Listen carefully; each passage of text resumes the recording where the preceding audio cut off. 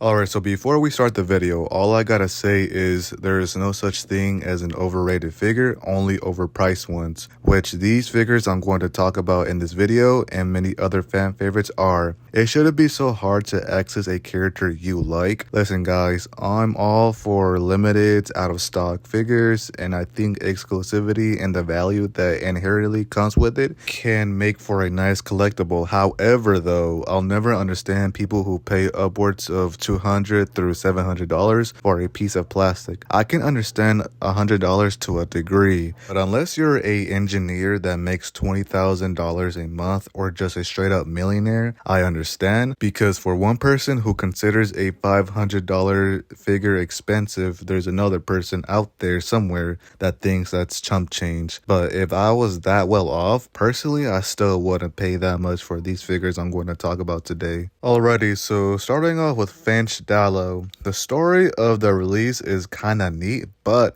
it's just a pilot figure from the sequel trilogy, which is the worst Star Wars trilogy by the way. Happy for the actor of course, but to me, I don't see the excitement or the hype. In general, he's so overrated, I just don't understand the hype just because it's rare. Darth Revan, Rex, White Boba, Specialized Troopers, I understand all of that, right? But these are characters people want for armies because they have interest in their plots, and overall they're just cool looking, right? But with Finch is just a random character in the background for a terrible Star Wars movie. But in reality, I don't even think he is that rare. Bricklink investors just drove up the price up like crazy. My reasoning for this is because people were literally claiming him for free from Lego's missing parts service and put him straight up for sale back when that option was still available. But there are loads of him out there in the world. Cloud City Boba Fett. I know this figure and his value and this topic have been talked about so much that no one really cares anymore, so I'm going to make this short. But personally, I think the Cloud City Boba is way overhyped. No figure is more overrated than this figure right here. You're paying over $1,500 to upwards to $2,000 for a classic Boba Fett, but with some printing on the arms and legs that look like it's drawn with a Sharpie, because that's how most old prints looked like back in the day. You can buy like 2 or 3 UCS sets for that instead. If I wanted a classic style Boba Fett figure with arm printing, I'd buy a classic Boba helmet for like $15 on eBay and then stick it onto the Boba Fett from the shitty mech that we got this year. In my opinion, the CC Boba is definitely overrated. My reasoning is that there are very clearly better options out there,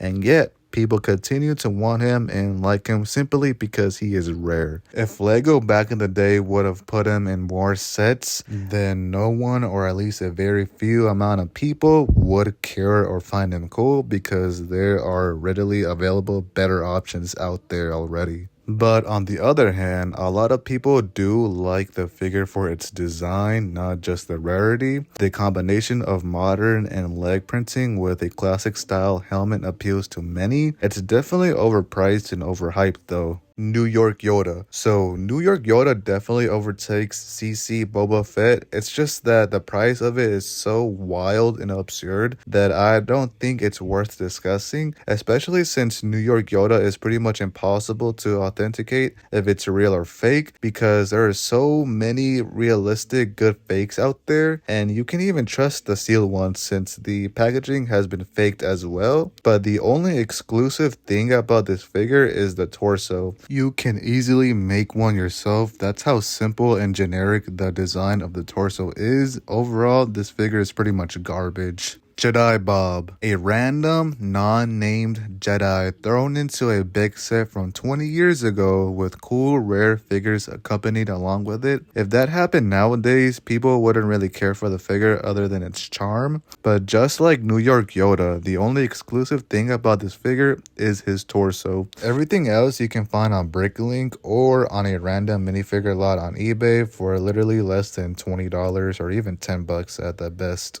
the dark haired Kanan variant. So, do I really gotta say anything? People only love this guy because his price is way too much just for having a different colored hair and beard on the face. The same thing I said about Django, if he was released in more than one set, his high price and hype wouldn't exist. Nothing is special about this guy at all, and honestly prefer the brown hair version more, and that's coming from a guy who actually has dark hair in person. So yeah. Rebels Ahsoka. Alright, so I think this minifigure goes up to I think 300 to 400 now, and honestly it isn't that good. I feel like the dual molded arms or arm printing would have done so much for the figure, but honestly I do not fuck with the plain gray arms. It's a great figure, but for the price nowadays she is not worth buying at all, and the hype is just a letdown. The classic Jango Fett from 2002. Alright, so he's really not that special and his price is way too inflated for what it is. The fact that he's really worth more than actual limited time only figures like White Boba or the Shadow ARC Trooper actually makes me giggle a lot. But I shouldn't be surprised because he was always going to be a little bit more expensive because he was in one set that came out 20 years ago that's in high demand. But the reason he's that expensive now is literally because he is riding off of CC Boba Fett, and everyone nowadays wants the old style Mandalorian helmets, and since that's the only Jango that we have ever gotten besides the one that came out in 2013. I just really hate the fact that classic Jango is so pricey, makes collecting the old style of minifigures pretty difficult. 2013 Phase 2 Captain Rex. It was inaccurate and it didn't look great, but people love it because it was the only option until like a month ago. But it's not a bad figure for a decade ago, but the Clone Wars style minifigures literally aged like shit, and the new one is so much better minus the printed waist cape.